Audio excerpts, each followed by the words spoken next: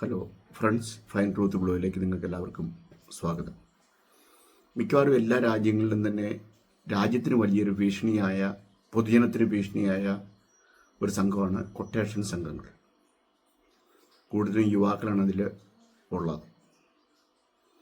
അപ്പോൾ യുവാക്കൾ പലപ്പോഴും ന്യായബോധത്തോടെ ചിന്തിക്കാനുള്ള പ്രാപ്തിയില്ലാത്ത സമയത്തുള്ളവരാണ്.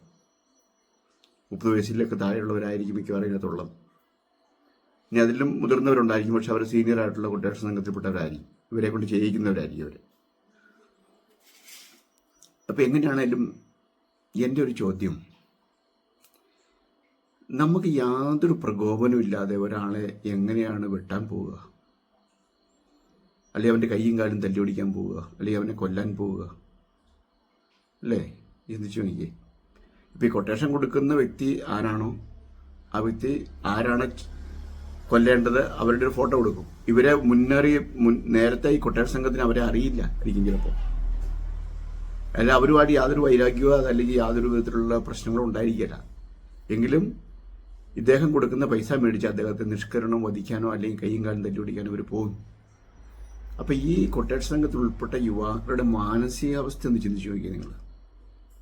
നിങ്ങൾക്ക് സാധിക്കും അങ്ങനെ ചിന്തിച്ചു നോക്കിയേ. നമുക്ക് പ്രകോപനം ഉണ്ടായാൽ പോലും ഒരാളുടെ മേൽ കൈവെക്കാന്നുള്ള എത്ര വിഷമമുള്ള കാര്യമാണ്. അപ്പോൾ യാതൊരുവിധ പ്രകോപനം ഇല്ലാതെ ഭാര്യയും മക്കളും ഒക്കെ ആയിട്ട് കഴിയുന്ന വ്യക്തികളുടെ വീട്ടിൽ കയറി അവരെ ആക്രമിച്ച് കീഴ്പ്പെടുത്തി കൊലപാതകം നടത്തുക എന്ന് പറഞ്ഞാൽ, അതിലേക്ക് റോഡിലൂടെ പോകുമ്പോൾ അവരെ ആ വിധത്തിൽ കൊലപ്പെടുത്താൻ പറഞ്ഞിട്ടുണ്ടെങ്കിൽ ആ മാനസികാവസ്ഥ എന്ന് ഓർത്ത് നോക്കി യാതൊരു കരുണയില്ലാത്ത ഒരവസ്ഥയിലേക്ക് അവർ അതപ്പതിച്ചു പോയി എന്നുള്ളതാണ് കാണിക്കുന്നത്. എന്താണ് ഇതിൻ്റെ പിന്നിലെ ഘടകം? എന്തിനു വേണ്ടിയിട്ടാണ് ചെയ്യുന്നത്? ഒരുപക്ഷെ അവർക്ക് പൈസയാണ് അതിൻ്റെ മെയിൻ സംഗതി, അല്ലേ? പണം കിട്ടും, അതാണ്. ഇത്ര ലക്ഷം രൂപ ഒരാളെ വധിച്ചില്ലെങ്കിൽ അല്ലെങ്കിൽ കൈ കാലിൻ്റെ കഴിഞ്ഞ് എത്ര രൂപ എന്നാണ് അവർ വില പേശി മേടിക്കുന്നത്. അപ്പോൾ പൈസയല്ലേ ഇതിൻ്റെ മുഖ്യമായ ഘടകം.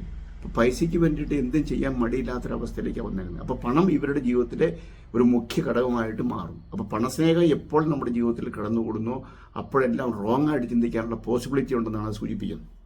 ഇപ്പോൾ ഈ യുവാക്കളെ ഈ കൊട്ടേഷൻ സംഘത്തിലേക്ക് ആകർഷിക്കുന്നതും അല്ലെങ്കിൽ നിയമവിരുദ്ധമായിട്ടുള്ള മയക്കുമരുന്നുകൾ പോലുള്ള പല കാര്യങ്ങളിലേക്കും തിരിയാൻ തക്കണവരെ പ്രേരിപ്പിക്കുന്ന ഘടകം എന്താണ്? പണത്തോടുള്ള ആർത്തിയാണ്, അത്യാഗ്രഹമാണ്, അല്ലേ? സ്വർണ്ണക്കടത്ത്, കഞ്ചാവിൻ്റെ ബിസിനസ്, മയക്കുമരുന്നിൻ്റെ ബിസിനസ്, ചന്ദനക്കടത്ത്, ഇതിൻ്റെ എല്ലാം പിന്നിലുള്ള ഘടകം നമ്മൾ പരിശോധിക്കുമ്പോൾ അതെല്ലാം പണസ്നേഹമാണ്. അപ്പോൾ പണത്തോടുള്ള സ്നേഹം വാസ്തവത്തിൽ മനുഷ്യനെ അവനെ അന്ധനാക്കി കളയാണെന്നാണ് നമുക്ക് മനസ്സിലാക്കാൻ തക്കണം കഴിയുന്നത്. അത് എത്രയോ ദോഷകരമായ സംഗതിയാണ്. അപ്പോൾ നമ്മൾ ഈ കുറ്റേഷൻ സംഘത്തെ പലപ്പോഴും കുറ്റം പറയുമെങ്കിലും അതിൻ്റെ പിന്നിൽ എന്താണെന്നുള്ളത് ചിന്തിക്കണം. ഇതാണ്. അപ്പോൾ അതുകൊണ്ട് പണത്തോടുള്ള സ്നേഹം മനുഷ്യനെ അല്ലാതാക്കി തീർക്കുമെന്നാണ് സൂചിപ്പിക്കുന്നത്. വ്യക്തിബന്ധങ്ങളോ അതല്ലെങ്കിൽ കുടുംബ ബന്ധങ്ങളോ രക്തബന്ധമോ എല്ലാം മറന്നു മുമ്പോട്ട് പോകാനിടയാക്കുന്ന സംഗതിയാണ് പണസ്നേഹം. ഇപ്പോൾ അതിനെക്കുറിച്ച് നമ്മൾ ഇച്ചിരി ഒരു വേറെ ലൈനിൽ ചിന്തിക്കുമ്പോൾ എല്ലാ വിധത്തിലുള്ള ദോഷകരമായ സംഗതികൾക്കുള്ള മൂലകാരണം പണമാണ് എന്നാണ് നമുക്ക് മനസ്സിലാക്കാൻ കഴിയുന്നത്. അപ്പോൾ ബേസിക് അതാണ്.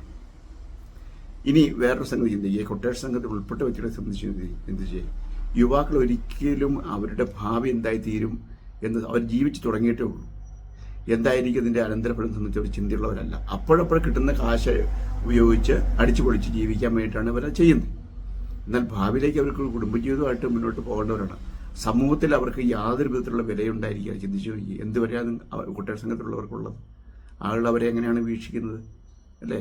അപ്പോൾ യുവാക്കളും തിരിഞ്ഞ് ഈ സംഘത്തിൽ ചേരുന്നതിന് മുമ്പ് യുവാക്കളെ ഇങ്ങനെയുള്ള കാര്യങ്ങളെ സംബന്ധിച്ച് ചിന്തിക്കുന്നത് നല്ലതായിരിക്കാൻ കഴിയും. അത് മാത്രമല്ലല്ലോ തൊഴിൽ, വേറെ എന്തെല്ലാം തൊഴിലെടുത്ത ആളുകൾ ജീവിക്കുന്നുണ്ട് ഈ ഭൂമിയിൽ, അല്ലേ?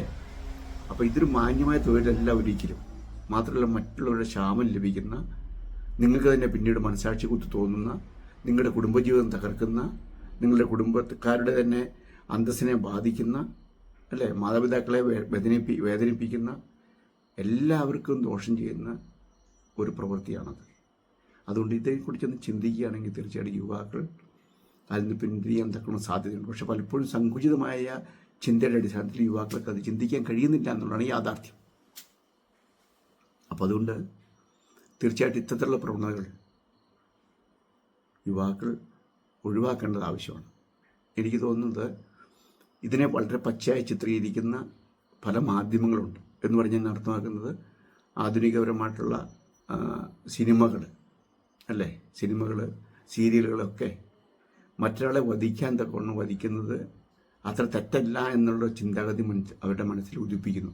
ആവർത്തിച്ച് ഇങ്ങനെയുള്ള കാര്യങ്ങൾ കാണിച്ചു കുത്തരുമ്പോൾ ഏതെങ്കിലും വയലൻസ് ഇല്ലാത്ത സിനിമയുണ്ടോ?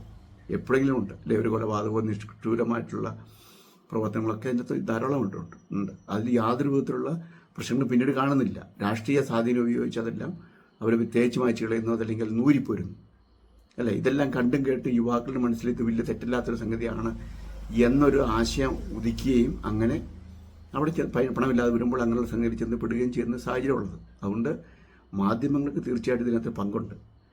കാര്യം പറഞ്ഞാൽ അവിടെ റീച്ച് കിട്ടാൻ വേണ്ടിയിട്ടോ അല്ലെങ്കിൽ സിനിമയുടെ വിജയത്തിന് വേണ്ടിയിട്ടായിരിക്കും പലപ്പോഴും അവർ അങ്ങനെ ചെയ്യുന്നത്. പക്ഷേ പലപ്പോഴും അതിൻ്റെ തിരക്കഥാകൃത്തുകളും അതുപോലെ തന്നെ കഥ നിർമ്മിക്കുന്ന ആളുകളും ഇങ്ങനെയുള്ള കാര്യങ്ങളെ സംബന്ധിച്ച് ചിന്തിക്കുകയാണെങ്കിൽ അത് സമൂഹത്തെ എങ്ങനെ ബാധിക്കുന്നുണ്ട് എന്ന്, യുവാക്കളെ അത് ഏത് വിധത്തിൽ സ്വാധീനിക്കുന്നുണ്ട് എന്ന് ചിന്തിച്ചു കഴിഞ്ഞാൽ പലപ്പോഴും അത് ഒഴിവാക്കാൻ കഴിയും.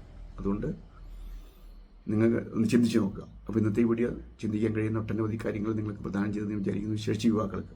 അപ്പോൾ ഈ ചാനലിൽ നിങ്ങൾ സബ്സ്ക്രൈബ് ചെയ്യുക, നിങ്ങൾ വലിയൊരു കമൻറ്റ് രേഖപ്പെടുത്തുക.